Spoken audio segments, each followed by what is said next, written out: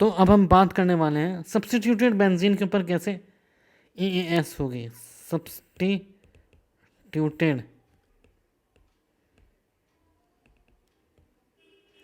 Substituted benzene, तो benzene पे अगर ऑलरेडी कोई ग्रुप अटैच्ड है, लेट्स से कोई क्यू ग्रुप अटैच्ड है, उस पर इलेक्ट्रोफाइल का अटैक हुआ, तो ये क्यू जो है ये इलेक्ट्रोफाइल यहाँ ऐड भी हो सकता है और ये इलेक्ट्रोफाइल इधर भी ऐड हो सकता है और ये इलेक्ट्रोफाइल इधर भी ऐड हो सकता है।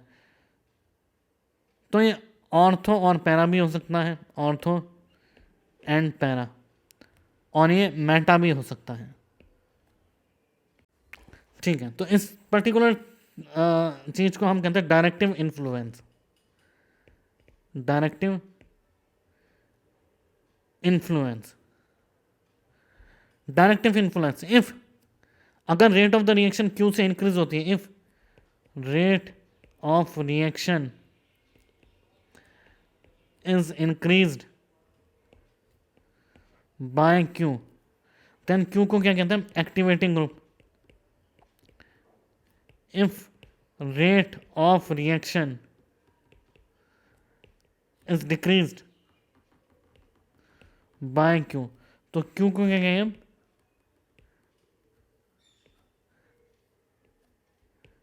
डीएक्टिवेटिंग,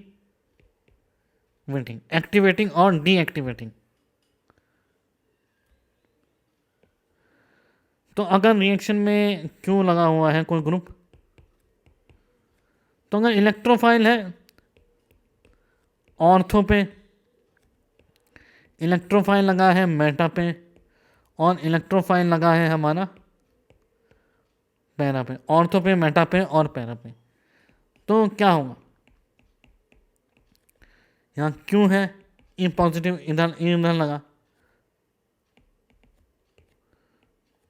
तो पॉजिटिव चार्ज आया इधर। ठीक है, अब ये रेजोनेट होके वापस से इधर जाएगा,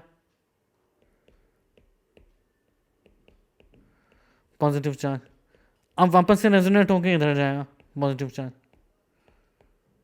तो अगर क्यू जो है वो कार्बन कंटेंट को स्टेबलाइज कर रहा है, तब तो ऑर्थो पे लगना इसका सही था, मतलब ये ऑर्थो डायरेक्टिंग है, ये ऑर्थो पे लगाना चाह रहा है। इसी तरीके से अगर मेटा की बात करें, अगर ये मेटा पे लगता है तो कार्बन कंटेंट इधर आएगा,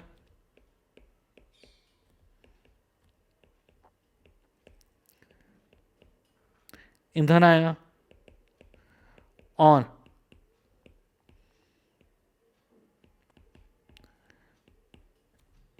इधर आएगा, तीन जगह आएगा।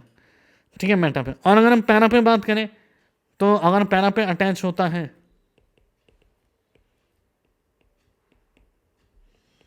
और किधर आएगा, और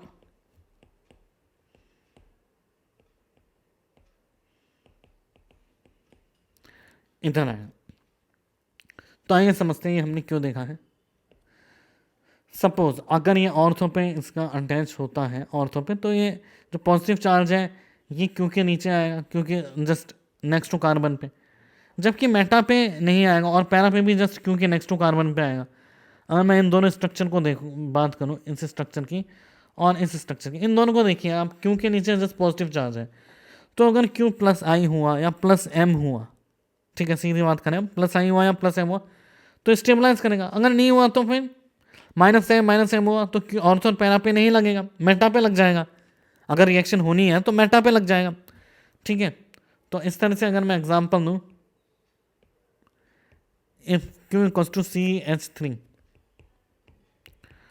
तो CH3 यहाँ लगा, तो CH3 के रेस्पेक्ट में ये ऑर्थो पे लगेगा और एंड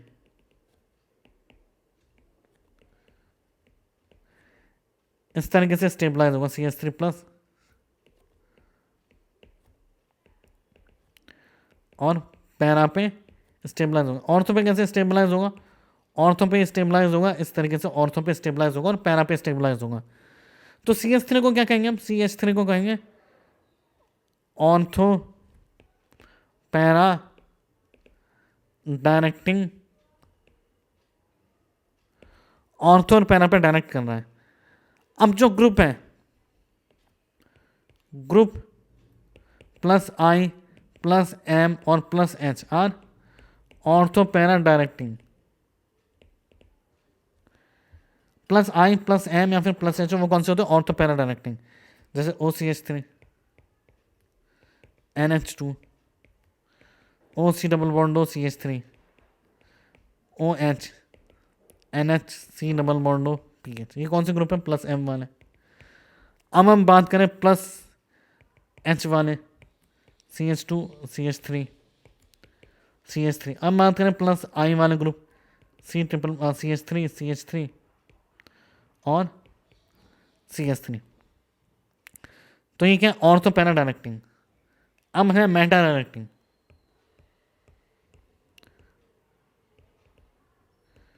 मेटा डायरेक्टिंग जो ग्रुप है, तो मेटा डायरेक्टिंग ग्रुप कौन से होंगे? जैसे NO2 हो गया। NO2 में अगर हम इलेक्ट्रोफिलिक ऐड करें, इलेक्ट्रोफाइल, तो कार्बन कैटायन का आएगा, इसके नीचे आ जाएगा। ऑर्थो पे ऐड करें तो, और अगर तो फिर ये ऑर्थो और पैरा पे तो ऐड हो ही नहीं सकता, और पैरा पे भी आया तो कार्बन कैटायन NO2 के नीचे आ गया। जो तो डिस्टेबलाइज करें तो इकलौता ऑप्शन क्या बचा? मेटा पे। तो ये तो गलत है, यहाँ तो आ ही नहीं पाएगा। तो मेटा डायरेक्टिंग कौन कौन से होंगे? C double bond OH, C double bond OH और CCl3। मेटा डायरेक्टिंग कौन से होंगे? जो शो करते हैं -M, -I, H और -I। इन तीनों क्या है? मेटा डायरेक्टर है। तो मैं कुछ ग्रुप लिख रहा हूँ, और एक एक्टिवेटिंग होता है। एक्टिवेटिंग ग्रुप क्या होते हैं? जो कि रेट ऑफ द रिएक्शन बढ़ाते हैं। एक्टिवेटिंग मैंने ऑलरेडी बता चुका हूँ, जो rate of reaction increases. Deactivating जो है वो रेट ऑफ रिएक्शन क्या करते हैं? डिक्रीज करते हैं।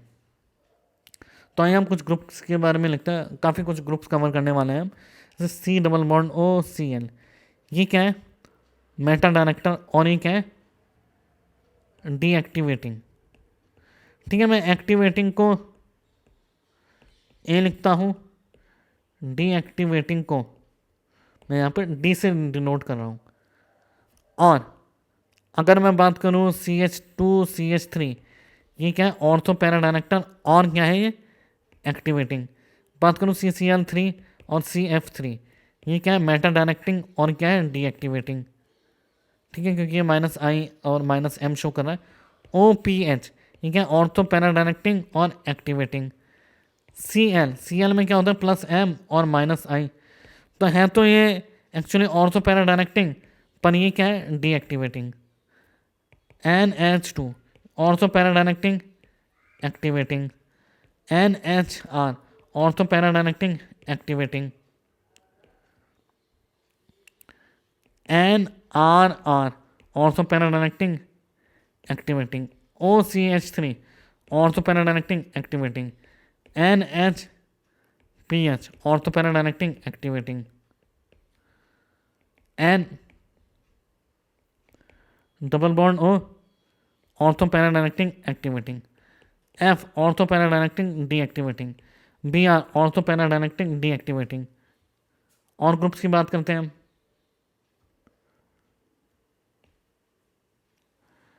S double bond O double bond O OH, Meta directing, deactivating. और ग्रुप की बात करें SCH3, ortho para directing, SCH3 activating. SH, ortho para directing, activating. CF3 Meta directing, ठीक है, और deactivating. NR3+, Meta directing, deactivating. NF3+, Meta directing, deactivating. C triple bond N, Meta directing, deactivating. NH, C double bond O PH, ortho para directing, deactivating. And double bond O, ortho para directing, deactivating. O negative, ortho para directing, activating. NH negative, ortho para directing, activating. CH3 ortho para directing, activating, क्योंकि +H show कर रहा है। C double bond O NH2 meta directing, deactivating, H C double bond O C H three meta directing deactivating, C H two minus ortho para directing activating. और एक और group देखें हम, N H C double bond O P H ortho para directing और activating. तो इस तरीके से हमने काफ़ी ग्रुप लिखे हैं। ऑर्थो पैरा डायरेक्टिंग और डीएक्टिवेटिंग कौन सा है? तो हमारे को अब एक क्वेश्चन करते हैं, compare the rate of EAS in the following. Following में हमारे को EAS की रेट कंपेयर करनी है। तो मैं कुछ क्वेश्चंस लिख रहा हूँ, आप एक दो क्वेश्चंस में करके बताता हूँ, फिर आप करके देखिए कि कैसे EAS की रेट देखते हैं हम। CL OCH। आइए पहला क्वेश्चन करके देखते हैं। तो ये तो जीरो इफेक्ट है, प्लस एच का कोई इफेक्ट नहीं होता है। प्लस एच डोमिनेट करना है, माइनस आई डोमिनेट करना है, प्लस एम डोमिनेट करना है। तो फर्स्ट नंबर पे ये हो जाएगा, सेकंड पे ये हो जाएगा, थर्ड पे ये हो जाएगा, फोर्थ पे हो जाएगा। क्योंकि एक्टिवेटिंग कौन से होते हैं? जो इलेक्ट्रॉन डोनेटिंग टेंडेंसी रखते हैं, जैसे plus H plus M plus I, और electron withdrawing tendency minus H minus M minus I, बीच में हाइड्रोजन आता है जीरो। तो फिर ऑर्डर अगर मैं लिखूँ तो सबसे ज़्यादा कौन एक्टिवेटिंग करता है? प्लस एम, फिर कौन करता है? प्लस एच, फिर कौन करता है? प्लस आई, फिर बीच में हाइड्रोजन आ जाता है, फिर माइनस आई, फिर माइनस एच, फिर माइनस एम। जर्नल ऑर्डर है, ऐसे नहीं इसको याद करके आंसर करना है, जर्नल ऑर्डर है। और अगर माइनस एच दो माइनस आई में कंपेयर हो गया, दो माइनस एम में कंपेयर हो गया, तो हमारे को पता होना चाहिए कि हम कैसे सॉल्व करें। तो आइए इस तरह के और क्वेश्चन देखते हैं। बेंजीन है, नाइट्रोबेंजीन है, टोलुइन है। थर्ड की बात करें हम, टोलुइन है, थाइलबेंजीन है,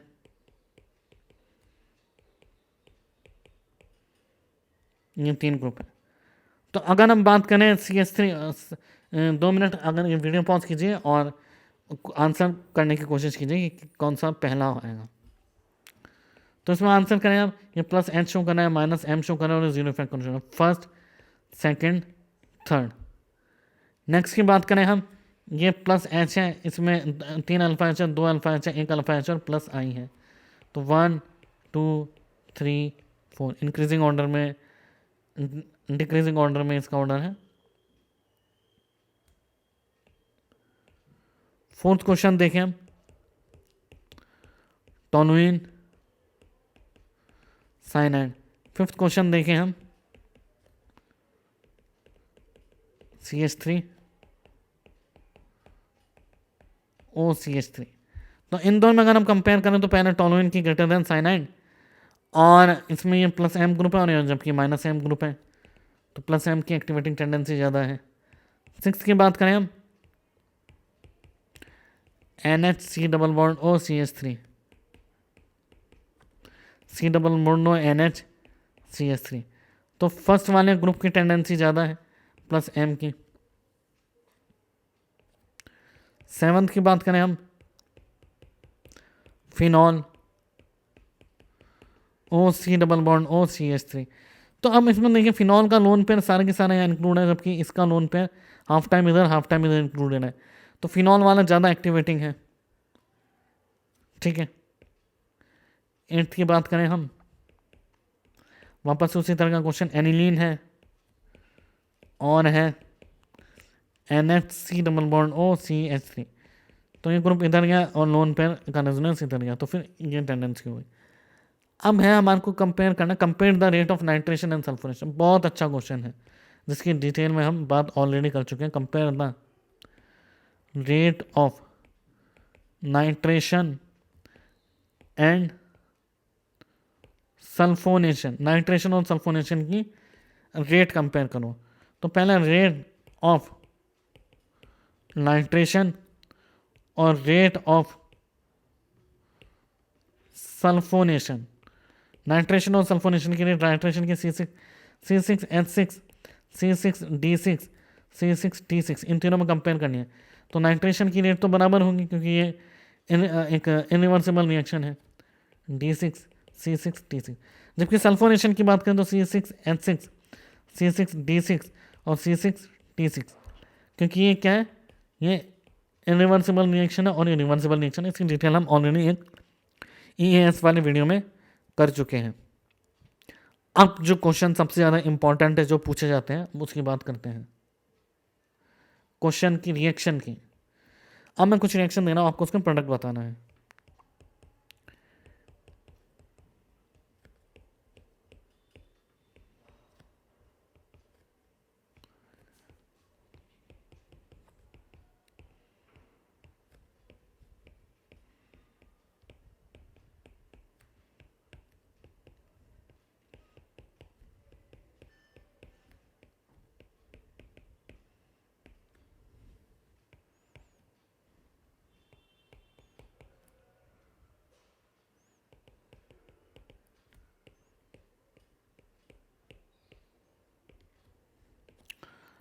तो इसमें अब आंसर बताने की कोशिश कीजिए। हमें पता है कि Cl2 CH3 ortho para directing group है, तो CH3 Cl इधर आएगा प्लस CH3। जनरली ऑर्थो का परसेंटेज ज़्यादा होता है क्योंकि CH3 जो स्टेरिक क्राउडिंग देता है, तो यहाँ इसका अटैक करना थोड़ा सा रिलेटिवली मुश्किल हो जाता है एज़ कम्पेयर टू पैरा वाला। तो यहाँ NO2 क्या है, एक डीएक्टिवेटिंग ग्रुप है, तो इसके रेस्पेक्ट में NO2 यहाँ लगेगा। OCH3 एक एक्टिवेटिंग ग्रुप है, इसके रेस्पेक्टिव में Cl2 FeCl3 Cl इधर लगेगा और OCH3 के रेस्पेक्ट में ऑर्थो और पैरा पे लगेगा। HNO3 और H2SO4 बेंजल्डिहाइड एक डीएक्टिवेटिंग ग्रुप है, तो नाइट्रो जो लगेगा वो लगेगा मेटा पे।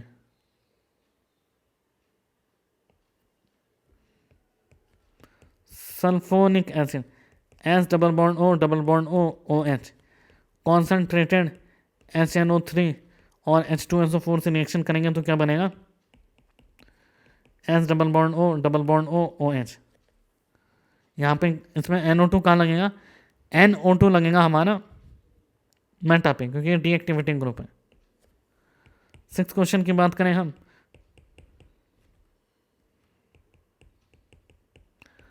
बेटर है कि मैं क्वेश्चन लिख देता हूं, आप सॉल्व कीजिए।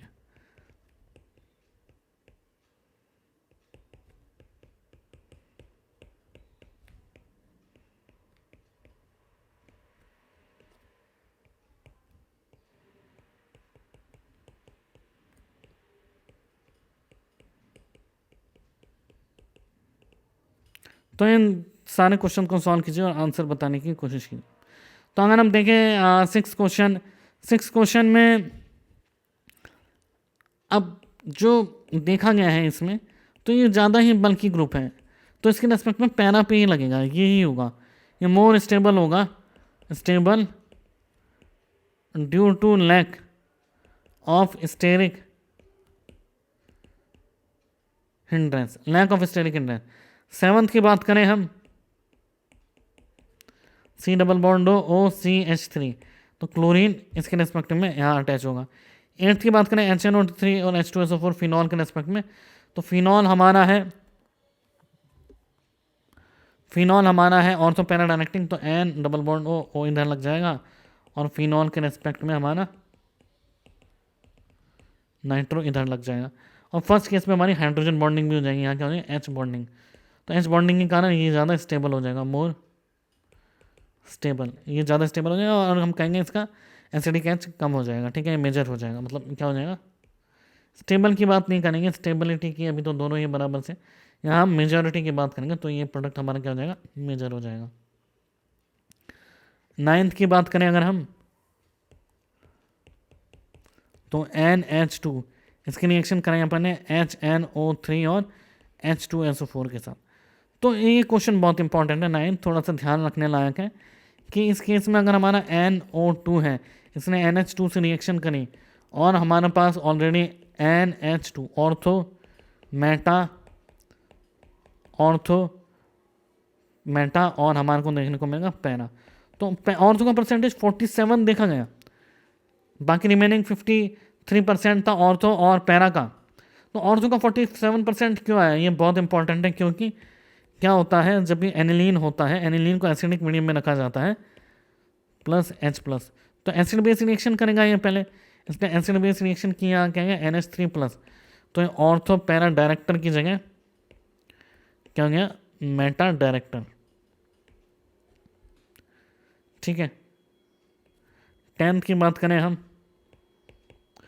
तो CH3OCH3, इसकी रिएक्शन करेंगे हमने HNO3 और H2SO4, नाइट्रेटिंग एजेंट है, लेकिन OCH3 और CH2 के रेस्पेक्टिव में क्या लगेगा, OCH3 के रेस्पेक्टिव में लगेगा, क्योंकि इसका प्लस M है जो कि प्लस H से ज़्यादा डोमिनेटिंग है।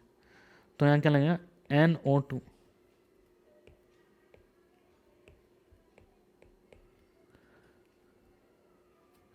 इलेवंथ की बात करें अगर हम, CH3, FeCl3 और Cl2, वापस से CH3 में 3 अल्फा H है, जबकि आइसोप्रोपाइल में 2 ही अल्फा H है, तो CH3 के रेस्पेक्ट में लगेगा। काफ़ी अच्छे अच्छे क्वेश्चन है 12th क्वेश्चन। अब ये क्वेश्चन एक बार आप खुद से करने की कोशिश करें, बहुत ज़्यादा अच्छे क्वेश्चन है, सीधे मेंस में इसके क्वेश्चन पूछे जाते हैं, सीधे एडवांस में भी काफ़ी हद तक पूछे जाते हैं। तो Cl2 FeCl3, इन दोनों के रेस्पेक्टिव में हम देखें ऑर्थो पे हमारे पास क्या है, CH2 क्या है, प्लस M शो करा है, जबकि माइनस M शो करा है, तो इसके रेस्पेक्ट में ऑर्थो पे लग जाएगा। पहला तो ऑक्यूपाइड है तो ऑर्थो पे ही लगेगा, तो यहाँ Cl C double bond O CH3 और OCH3, इस तरीके से लगेगा।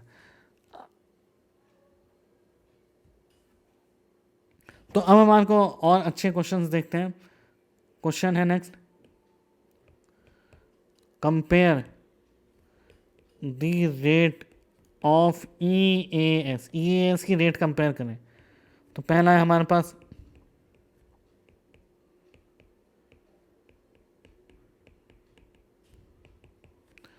सेकंड है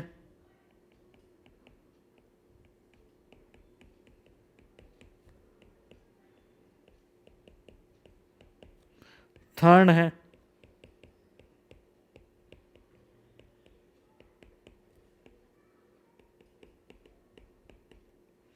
ये 3 क्वेश्चन है। सेकंड क्वेश्चन है हमारे पास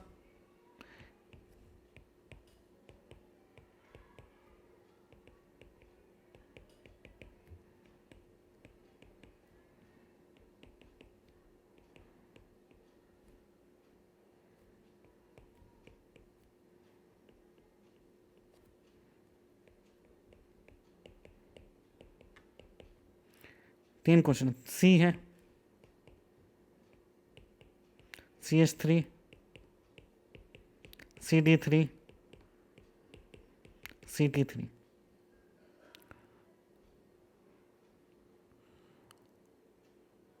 फोर्थ क्वेश्चन है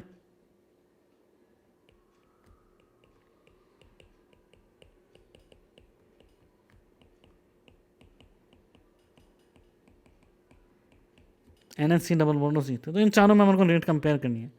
तो अगर यहाँ पे देखा जाए फर्स्ट में ये लोन पेयर इधर जा रहा है, ये लोन पेयर दोनों टाइम्स रेजोनेंस में इन्वॉल्व है, जबकि यहाँ पे तो माइनस M दिखाना है, यहाँ पे प्लस M, यहाँ पे माइनस M, यहाँ पे माइनस M। तो 1 2 3 ये ऑर्डर हो जाएगा। बेंजीन रिंग को कौन एक्टिवेट कर रहा है, ठीक है, बेंजीन रिंग जो है इन दोनों से एक्टिवेट होनी है, जबकि इससे डीएक्टिवेट होनी है और इससे एक्टिवेट होनी है, और यहाँ दोनों से डीएक्टिवेट हो रही है। नेक्स्ट क्वेश्चन की अगर हम बात करें तो 1 2 और 3 ये तो प्लस M है, ठीक है, जबकि ये सेकंड है, एक मतलब सेकंड और थर्ड। यहाँ पे जो लोन पेयर है ये 50 टाइम, आधे टाइम इधर है आधे टाइम इधर, तो 50 टाइम ही यूटिलाइजेशन है बेंजीन रिंग को एक्टिवेट करने में। और अगर हम सी की बात करें CH3 CD3 CT3, तो 1 2 3 इस तरीके से रिंग एक्टिवेटिंग और डीएक्टिवेटिंग, पुअर बॉन्ड स्ट्रेंथ होगी CH की, तो इसलिए ज़्यादा एक्टिवेटिंग है। अब इन दोनों में बात करें, ऑक्सीजन भी लोन पेयर 50% डोनेट कर रहा है, नाइट्रोजन में इलेक्ट्रोनेगेटिविटी का ऑर्डर FONCl, इलेक्ट्रोनेगेटिविटी का ऑर्डर देखें fluorine oxygen nitrogen and chlorine, ये इलेक्ट्रोनेगेटिविटी का ऑर्डर है। तो इस इलेक्ट्रोनेगेटिविटी के ऑर्डर में अगर हम देखें तो ऑक्सीजन और नाइट्रोजन में से नाइट्रोजन की इलेक्ट्रोनेगेटिविटी कम है, तो अच्छी तरीके से डोनेट कर देगा, तो ये ऑर्डर हो जाएगा। अब कुछ हम रिएक्शंस के ऊपर क्वेश्चन देखते हैं जो काफ़ी ज़्यादा इंपॉर्टेंट रहते हैं इस वाले चैप्टर के रिस्पेक्टिव में। रिएक्शंस के ऊपर काफ़ी अच्छे क्वेश्चंस रहते हैं। तो जैसे अगर हम क्वेश्चन देखें, पहले तो EAS की रेट ही कंपेयर कर लेते हैं, NH C double bond O CH3, NCH3 and CH3। Second question हम देखें, CH2 CH3 इलेक्ट्रोफाइल ऐड होगा तो किधर होगा। थर्ड क्वेश्चन देखें, C double bond OH electrophile add होगा तो किधर ऐड होगा।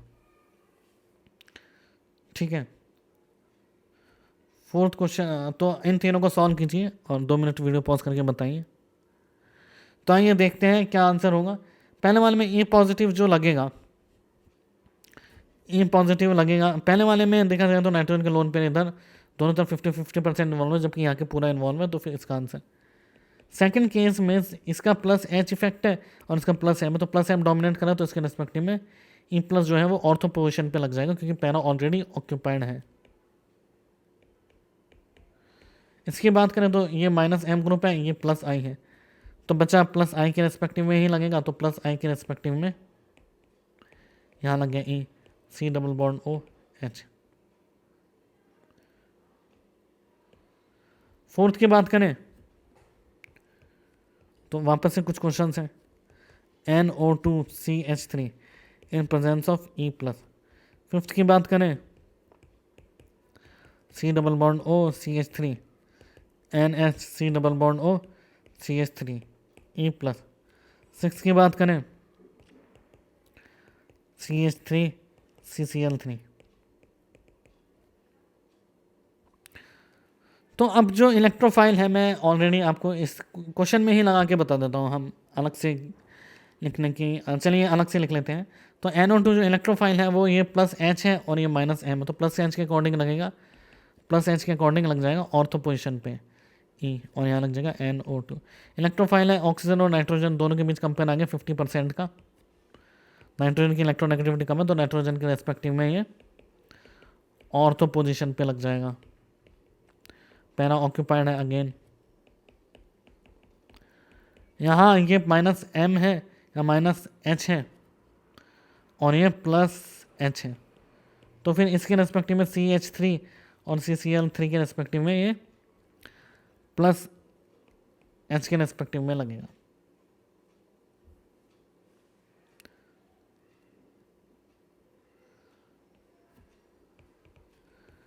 वापस से OCH3 OC double bond OCH3 ई पॉजिटिव लगना है। एट्थ, इन दोनों रिंग में Cl2FeCl3 की रिएक्शन कराई। नाइन्थ, अब काफ़ी अच्छे अच्छे क्वेश्चन आने लगे हैं। C डबल बॉन्ड O, ये देखिए इसको सॉल्व कीजिए, HNO3 और H2SO4 के साथ। तो अगर इन तीनों क्वेश्चंस को देखा जाए तो पहला वाला क्वेश्चन की अगर हम बात करें तो यहाँ पे आ जाएगा हमारा OCH3 OC double bond OCH3, यहाँ इलेक्ट्रोफाइल ऐड हो जाएगा क्योंकि ये 100% इन्वॉल्व है। इस वाले का 50% टाइम्स ही इन्वॉल्व है रेजोनेंस का। इसका प्लस एम है जबकि इसका माइनस एम है, तो प्लस एम के अकॉर्डिंग ऑर्थो और पैरा पे लग जाएगा। अब यहाँ ऑर्थो अवेलेबल है तो हम लगाएंगे बिल्कुल, पैरा भी अवेलेबल है, तो दोनों तरह के प्रोडक्ट होंगे, लेकिन मेजॉरिटी पूछा जाए तो पैरा को बोलेंगे हम, क्योंकि less steric hindrance. HNO3 plus M दिखा रहा है और ये वाली रिंग की तरफ से माइनस एम दिखा रहा है, तो नाइट्रेटिंग एजेंट है,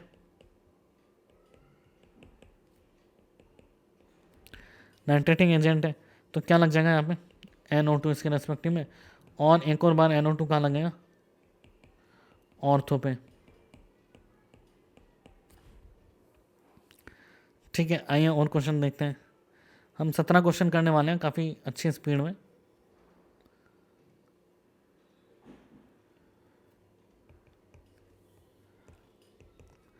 NH डबल बॉन्ड O, ये बेंजीन है और Br प्लस का अटैक हुआ है, तो Br प्लस का अटैक करेंगे ऑर्थो पे करेगा क्योंकि इसकी स्टेनिक हिंड्रेंस कम है।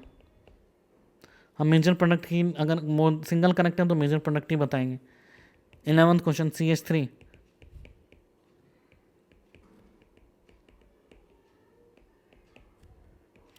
NO2 प्लस है, तो CH3O NO2 C double bond OPH, क्योंकि ये प्लस एम है और यहाँ पे माइनस एम लग रहा है, इस ग्रुप रिंग में प्लस एम लग रहा है, तो एक्टिवेटिंग डीएक्टिवेटिंग का ही क्वेश्चन है। 12th की अगर हम बात करें,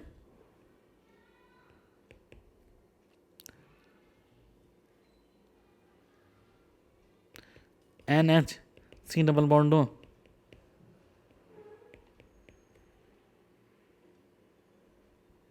इस पर इसके रेस्पेक्टिव में NO2 प्लस का लगे। अब हम सीधे पोजीशन बता देते हैं। चलिए इसके रेस्पेक्टिव में मैं ब्लू पेन से लिख रहा हूँ क्वेश्चन, और पोजीशन बता दूंगा मैं ग्रीन पेन से। 13th,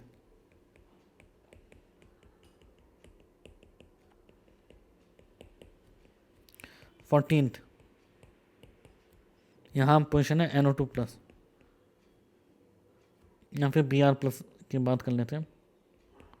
14th, Cl2 FeCl3। 15th,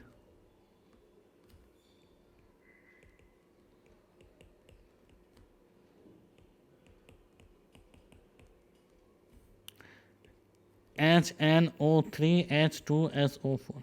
तो इन सबको हम पोजीशन बताते हैं। ये वाला ग्रुप जो है ये है प्लस M और ये है माइनस I, तो NO2 लगेगा इसके रेस्पेक्टिव में, ऑर्थो पे भी लगेगा एंड पैरा पे भी लगेगा। याद रखिएगा आंसर लिख रहा हूँ एंड मतलब दो अलग अलग प्रोडक्ट है। यहाँ पे हमें लगेगा कहीं भी मेटा पे लग जाएगा, ठीक है। यहाँ पे लगेगा उसके नाइट्रो ग्रुप जो है वो इधर लग जाएगा NO2। और 14th की बात करें तो 14th में क्लोरीन लगेगा, वो इसके ऑर्थो पे लग जाएगा major product.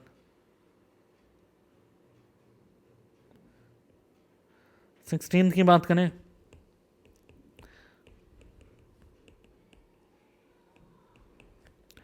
Fe plus Br2। 17th की बात करें FeCl3 एंड Cl2। तो इन दोनों में कहाँ लगेगा FeBr2? FeBr2 लगेगा हमारे पास ब्रोमीन लगेगा इसके ऑर्थो पे और पैरा पे, क्योंकि ये प्लस M है। दोनों में से कहीं भी लगेगा, सेम ही ग्रुप है। इसके रेस्पेक्टिव में माइनस I डोमिनेट करना है, जब इसका प्लस M डोमिनेट करेगा तो क्लोरीन लगेगा इसके यहाँ पे। अब हम बात कर रहे हैं कि कौन कौन से activating, strongly activating, moderating activating. Activating में भी 3 कैटेगरी है, डीएक्टिवेटिंग में भी 3 कैटेगरी है, ठीक है। एक्टिवेटिंग में strong activating, moderating activating, weekly activating, ortho para directing. Ortho para directing में वीकली डीएक्टिवेटिंग, स्ट्रांगली डीएक्टिवेटिंग, ठीक है। ऑर्थोपैरा डायरेक्टिंग में वीकली डीएक्टिवेटिंग, ठीक है। तो सबसे पहले हम देख रहे हैं, एक बार इसको समझने लिखने से ज़्यादा बेटर क्लियर होगा। ऑर्थोपैरा डायरेक्टिंग की बात करें हम, तो पहले हम बात करें स्ट्रांगली एक्टिवेटिंग। जो इनके पास नेगेटिव चार्ज है या फिर लोन पे है वो स्ट्रांगली एक्टिवेटिंग होते हैं। फिर आता है मॉडरेटली एक्टिवेटिंग, तो इसके पास लोन पेयर है और कहीं और भी इन्वॉल्व है, वो मॉडरेटली एक्टिवेटिंग हो गया। फिर आता है हमारे पास वीकली एक्टिवेटिंग। वीकली एक्टिवेटिंग में क्या आता है, जो प्लस एच इफेक्ट शो करते हैं। जैसे यहाँ पे OH आ गया, O नेगेटिव आ गया, NH2 आ गया, NH नेगेटिव आ गया, OCH3 आ गया, NHR आ गया, NRR आ गया। मॉडरेटली एक्टिवेटिंग में क्या आएगा, इस तरीके से ग्रुप लग गया NH, ये ग्रुप लग गया OC डबल बॉन्ड OCC, जिसका 50% ही रेजोनेंस इन्वॉल्व है। अब 50% कैसे इन्वॉल्व है, क्योंकि ये लेफ्ट हैंड साइड और राइट हैंड साइड दोनों जगह रेजोनेट कर रहा है।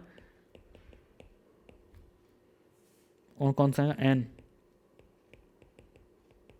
वीकली डीएक्टिवेटिंग में माने तो CH3, CH2, CH3, CH, CH3, CH3, CD3 और CT3, ये वीकली डीएक्टिवेटिंग है, वीकली एक्टिवेटिंग सॉरी। अगर हम देखें ऑर्थोपैरा डायरेक्टिंग और वीकली डीएक्टिवेटिंग हो, ऐसा भी केस हो सकता है भाई। ऑर्थोपैरा डायरेक्टिंग और weakly deactivating. Ortho para directing weekly deactive CH3 कौन सा हो जाएगा, जो माइनस I और प्लस M दिखाते हो, जैसे chlorine, bromine, chlorine, bromine, iodine, fluorine, nitroso, C double bond O, OH, S double bond OH sorry, अब स्ट्रॉन्ग, अब मेटा डायरेक्टिंग की बात करें, हमारे पास अगर मेटा डायरेक्टिंग हो, मेटा डायरेक्टिंग में पहला हो स्ट्रांगली